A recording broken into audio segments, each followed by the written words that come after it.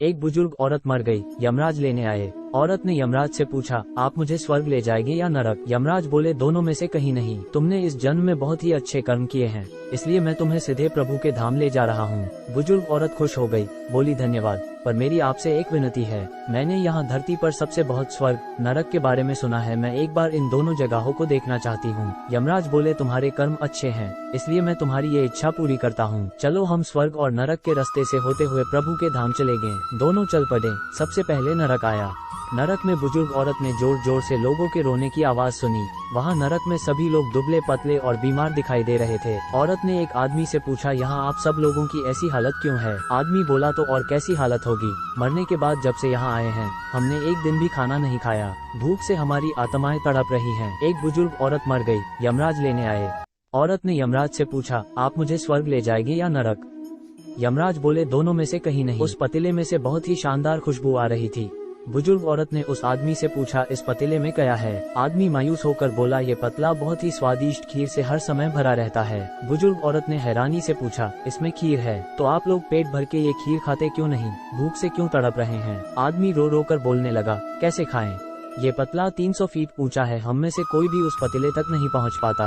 बुजुर्ग औरत को उन पर तरस आ गया। सोचने लगी, बेचारे खीर का पतला होते हुए भी भूख से बेहाल हैं। शायद ईश्वर ने इन्हें यही दंड दिया होगा। यमराज बुजुर्ग औरत से बोले, चलो हमें देर हो रही है। दोनों चल पड़े। कुछ दूर चलने पर स्वर्ग आया। वहाँ पर बुजुर्ग औरत को सबकी हंसने खिलखिलाने की आवाज सुनाई दी। सब लोग बहुत खुश दिखाई दे रहे थे।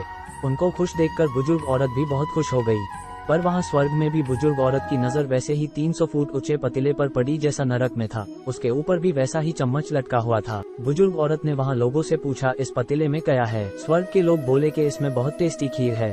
बुजुर्ग औरत हैरान हो गई। उनसे बोली, पर ये पतला तो 300 फीट ऊंचा है, आप लोग तो इस तक पहुंच ही नहीं पाते होंगे। उस हिसाब से तो आप लोगों को खाना मिलता ही नहीं होगा। आप लोग भूख से बेहाल होंगे, पर मुझे तो आप सभी इतने खुश लग रहे हो। ऐसे कैसे? लोग बोले, हम तो सभी लोग इस पतीले में से पेट भर के खीर खाते हैं। औरत बोली, पर कैसे? पतला तो बहुत ऊंचा है। लोग बोले, तो क्या हो गया, पतला ऊंचा है तो यहाँ पर कितने सारे पेड़ हैं। ईश्वर ने ये पेड़ पौधे, नदी, झरने हम मनुष्यों के उपयोग के लिए तो बनाई है। हमने इन पेड़ों की लकीली उसको काटा, फिर लकड़ियों के टुकड़ों को जोड़ के विशाल सीढ़ी का निर्माण किया। उस लकी की सीढ़ी के सहारे हम पतीले तक पहुंचते हैं और सब मिलकर खीर का आनंद लेते हैं। बुजुर्ग औरत यमराज की तरफ देखने लगी। यमराज मुस्कुराए बोले, ईश्वर ने स्वर्ग और नरक मनुष्यों के हाथों में ही सौंप रखा है। चाहे तो अपने लिए नरक बना लें, चाहे तो अपने लिए स्वर्ग। ईश्वर ने सबको एक समान हालातों में डाला है, उसके लिए उसके सभी बच्चे एक समान हैं। वो किसी से भेदभाव नहीं करता। वहाँ नरक में भी पेड़ पौधे सब थे, पर वो लोग खुद ही आलसी हैं। उन्हें खीर हाथ में चाहिए। वो कोई कर्म नहीं करना चाहते, कोई मेहनत नहीं करना चाहते, इसलिए भूख से बेहाल हैं। क्योंकि यही तो ईश्वर की बनाई इस दुनिया का नियम है। जो कर्म करेगा,